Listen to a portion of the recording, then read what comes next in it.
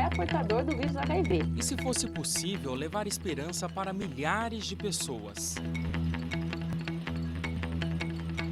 Juntos, nós podemos.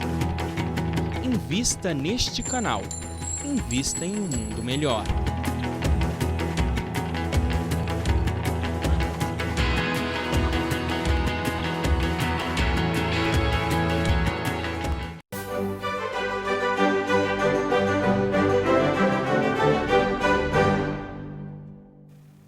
Estamos de volta com o Filosofando, hoje falando sobre Hamlet, de Shakespeare.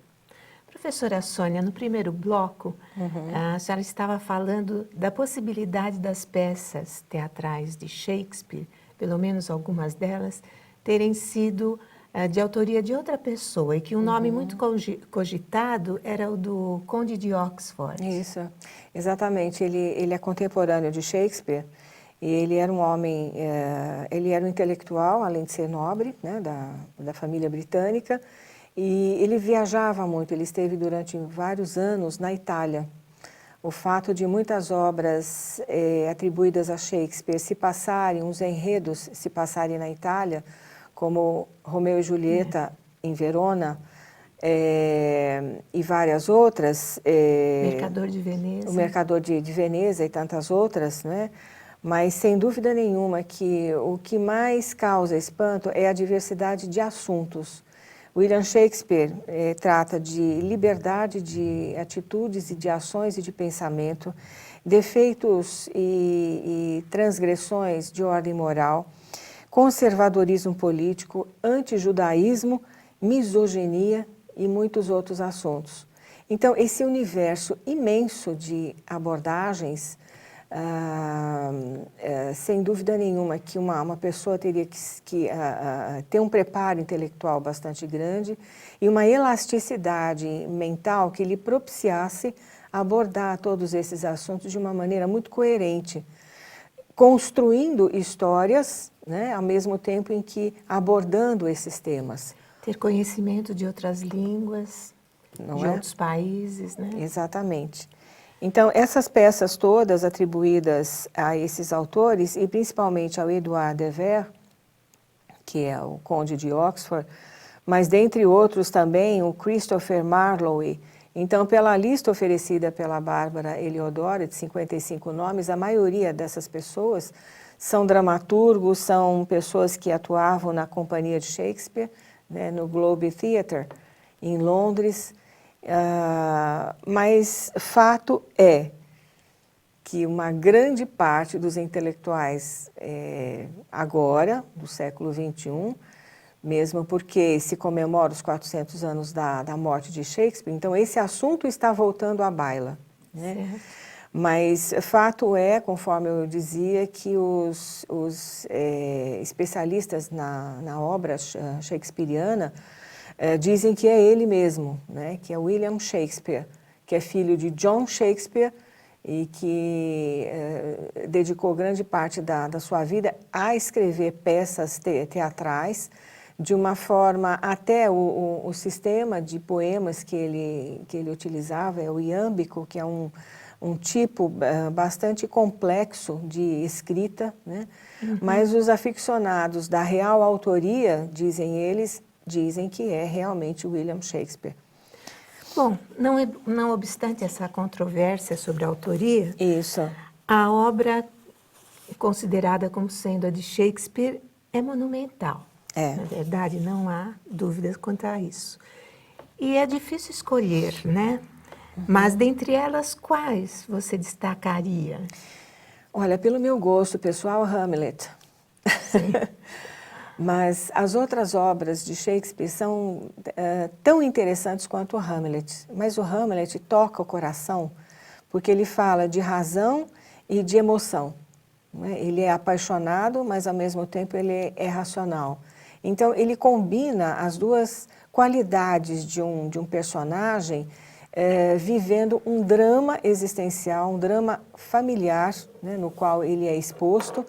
E, de todas as formas, ele se assemelha aos nossos anseios, às nossas peculiaridades aos nossos sentimentos, aos nossos afetos, às nossas emoções.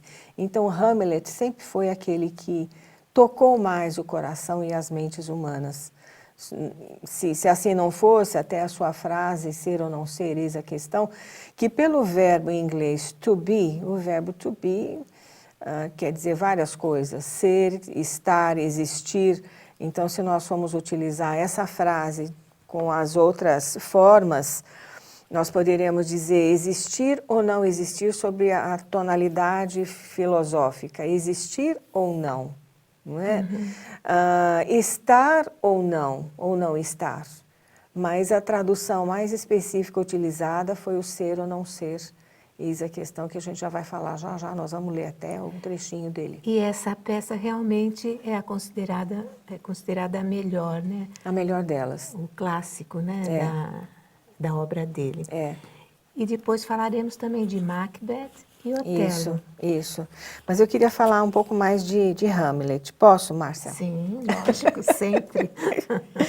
Então, Hamlet, ele é o grande, eu fiz algumas anotações, Hamlet é o grande crítico da retórica, usando-a continuamente, né? Ele, sem dúvida nenhuma, que Hamlet foi encenado durante vários séculos, e principalmente pelo cinema.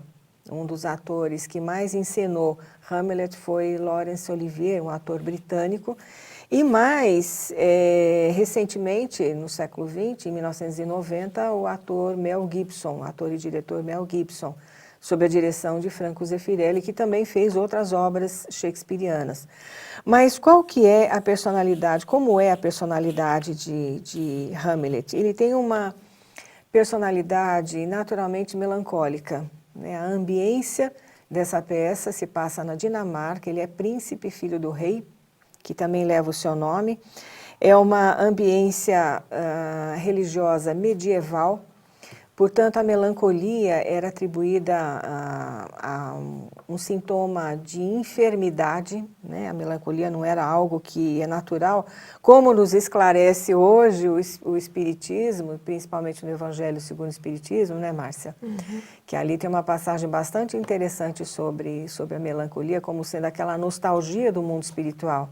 Então, talvez Hamlet sentisse essa nostalgia do mundo espiritual sem saber, né?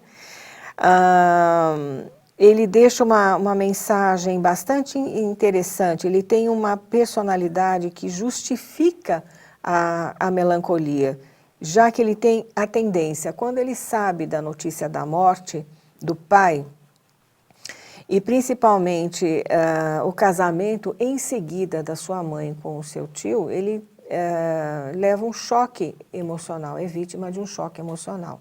Ele que já tinha tendência à melancolia. E esse choque emocional é exacerbado quando da aparição do espírito do pai, que diz a ele que a sua morte não foi morte natural, que ele foi assassinado pelo tio.